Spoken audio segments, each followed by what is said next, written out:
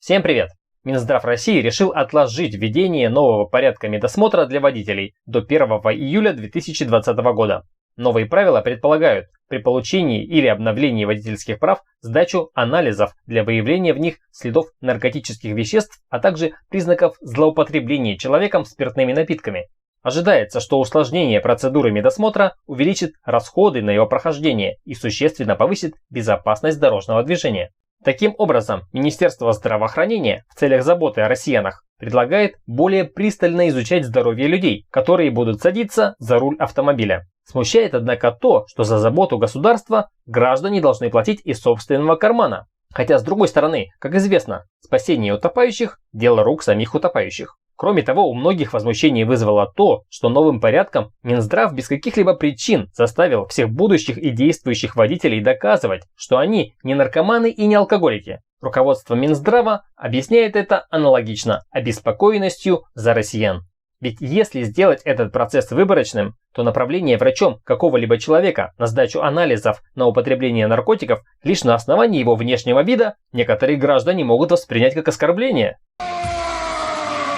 Ну что, увидимся на совете директоров. При этом, как ни странно, основная причина введения новых правил медосмотра заключается в том, что Минздрав просто больше не может молчать о катастрофическом числе наркоманов и алкоголиков в России. Последних и до введения новых правил в медицинских учреждениях страны знают наперечет. Однако из-за врачебной тайны не могут сообщить о них в МВД. Таким образом, Минздрав специально привлек внимание к порядку выдачи медсправок водителям, чтобы правоохранительные органы, наконец, сняли с медработников профессиональный обет молчания по этому вопросу.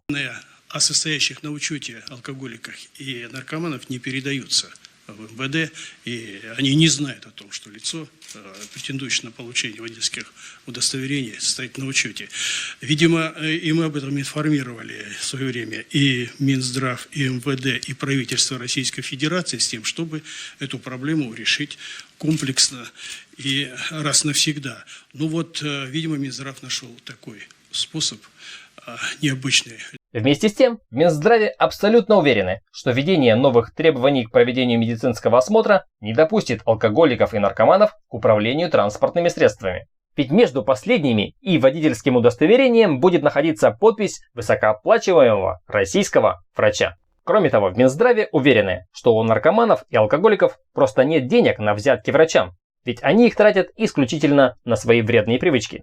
Друзья, несмотря на многочисленные возражения, введение новых правил медосмотра водителей не отменено, а лишь отсрочено на 7 месяцев. Может показаться, что это сделано для того, чтобы автомобилисты сумели получить медсправку по старым тарифам, либо без ущерба для своего бюджета смогли накопить сумму, установленную новыми правилами. Однако Минздрав просто надеется, что летом такого ажиотажа вокруг новых правил проведения медицинского осмотра водителей не будет, так как внимание автомобилистов захватят чемпионат мира по футболу и летние Олимпийские игры. Друзья, пишите в комментариях то, что вы думаете по этому поводу. Подписывайтесь на канал «Обо всем с юмором» и ставьте лайки, если вам понравилось это видео. Спасибо за внимание, пока.